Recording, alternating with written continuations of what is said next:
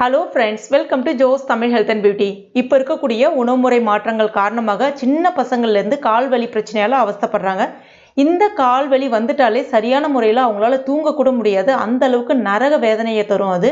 இந்த கால்வலி பிரச்சனையை ஒரே நாள்லேயே சரி செய்யக்கூடிய ஒரு அற்புதமான டிப்ஸ் தான் இன்றைக்கி நம்ம இந்த வீடியோவில் பார்க்க போகிறோம். இது நீங்கள் தொடர்ந்து ஒரு 3 நாளைக்கு தொடர்ந்து பயன்படுத்தும் போது நிரந்தரமாக உங்களுக்கு அந்த கால்வலி பிரச்சனையிலேருந்து விடுதலை பெற முடியும்.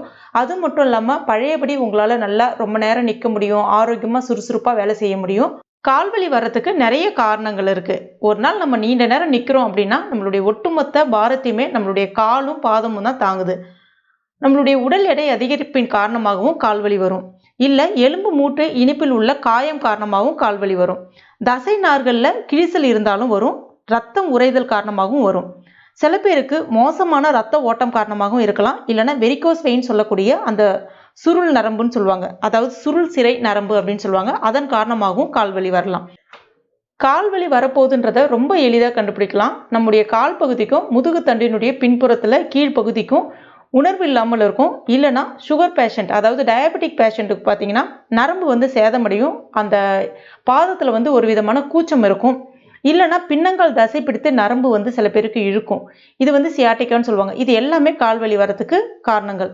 இப்போ இந்த கால்வலியை சரி செய்யக்கூடிய டிப்ஸ் எப்படி செய்யுதுன்னு பார்க்கலாம். அதற்கு முதல்ல ஒரு மிக்சிங் பவுல் ஒன்று எடுத்துக்கங்க. இப்போ இதில் 2 ஸ்பூன் அளவுக்கு நல்லெண்ணெய், சுத்தமான நல்லெண்ணெயை சேர்த்துக்குங்க. ஆங்கிலத்தில் செசமி ஆயில் அப்படின்னு சொல்லுவாங்க. அடுத்ததா 2 ஸ்பூன் அளவுக்கு, அதே அளவுக்கு ஆமணக்கு எண்ணெய், இன்னொரு பேர் விளக்கெண்ணெய்னு சொல்லுவாங்க, ஆங்கிலத்தில் கேஸ்டர் ஆயில்னு சொல்லுவாங்க, அதையும் சேர்த்துக்குங்க. அதுக்கு அடுத்ததா அதில் பாதி பங்கு அளவுக்கு, அதாவது 1 ஸ்பூன் அளவுக்கு எலுமிச்சப்பழ ஜூஸ் சேர்த்துக்குங்க. 2 ஸ்பூன் விளக்கெண்ணெய், 2 ஸ்பூன் நல்லெண்ணெய், 1 ஸ்பூன் அளவுக்கு எலுமிச்சப்பழ ஜூஸ் சேர்த்துக்குங்க. இப்போ இது எல்லாத்தையுமே நல்லா ஒன்றோட ஒன்று கலந்து வர அளவுக்கு கலந்துக்குங்க. சட்டுன்னு எலுமிச்சப்பழ ஜூஸ் அந்த எண்ணெயோடு மிக்ஸ் ஆகாது. நல்லா பீட் பண்ணிங்க அப்படின்னா உங்களுக்கு இந்த மாதிரி க்ரீம் டெக்ஸ்சருக்கு கிடைக்கும். இப்போ இதை நீங்கள் ஸ்டோர் பண்ணி வச்சுக்கலாம், வெளியிலே ஸ்டோர் பண்ணி வச்சுக்கலாம். தேவைப்படும் போது எடுத்து பயன்படுத்திக்கலாம். 7 நாளைக்கு வரைக்கும் வச்சு பயன்படுத்த முடியும். இது எப்படி பயன்படுத்தணும் அப்படின்னு பார்த்தீங்கன்னா, எங்கெல்லாம் உங்களுக்கு வலி அதிகமாக இருக்கோ, உதாரணத்துக்கு வலிகள் எங்கே அதிகமாக இருக்கும்னு பார்த்தீங்கன்னா, மூட்டு பகுதிகள் அதிகமாக இருக்கும், தசை பகுதிகள் அதிகமாக இருக்கும், இல்லைன்னா குதிக்கால் பகுதிகளில் அதிகமான வலி இருக்கும். அந்த இடங்களில் தடவி விடலாம். தடவி விட்டுட்டு அப்படியே விட்டுறாதீங்க. அட்லீஸ்ட் ஒரு 5லேருந்து 10 நிமிஷத்துக்கு நல்ல அழுத்தம் கொடுத்து மசாஜ் பண்ணி விடுங்க. அந்த மாதிரி பண்ணும்போது அந்த விளக்கெண்ணெய், நல்லெண்ணெய், எலுமிச்சப்பழச்சாறு 3மே நல்லா அந்த தசைகளில் நல்லா உறிஞ்ச ஆரம்பிக்கும். ஒரு 2 மணி நேரம் அப்படியே விடலாம். இல்லைன்னா இரவு முழுவதுமே முடிஞ்சால் அப்படியே விடலாம். அதுக்கப்புறம் காலையில் எப்பயும் போதில் நீங்கள் குளிக்கலாம். இது நல்லா அப்சர்வ் ஆகிடும். அதனால் எந்த விதமான பயமும் வேண்டாம்.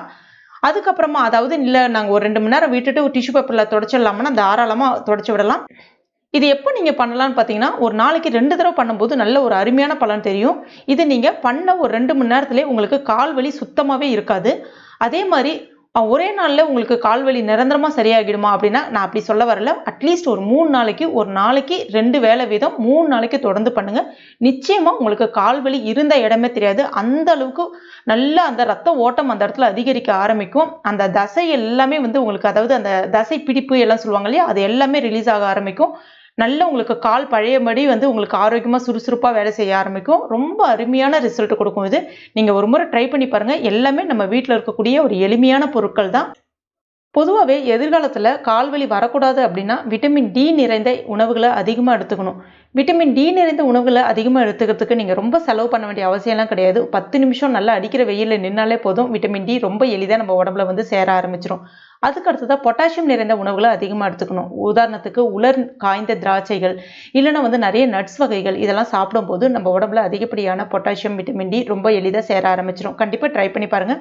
ட்ரை பண்ணிவிட்டு மறக்காமல் எனக்கு கமெண்ட் பண்ணுங்கள். இந்த வீடியோ பிடிச்சிருந்தா லைக் பண்ணுங்கள். உங்கள் நண்பர்கள் மற்றும் ஃபேமிலி மெம்பர்ஸ் கூட மறக்காமல் ஷேர் பண்ணுங்க. மேலும் இது போன்ற பயனுள்ள குறிப்புகளுக்கு நம்ம சேனலை இது வரைக்கும் நீங்கள் சப்ஸ்கிரைப் பண்ணாத நண்பர்கள் உடனே சப்ஸ்கிரைப் பண்ணிங்க. கூடவே மறக்காமல் அந்த பெல் நோட்டிஃபிகேஷன் சிம்பிளை ப்ரெஸ் பண்ணிங்க. தேங்க்யூ.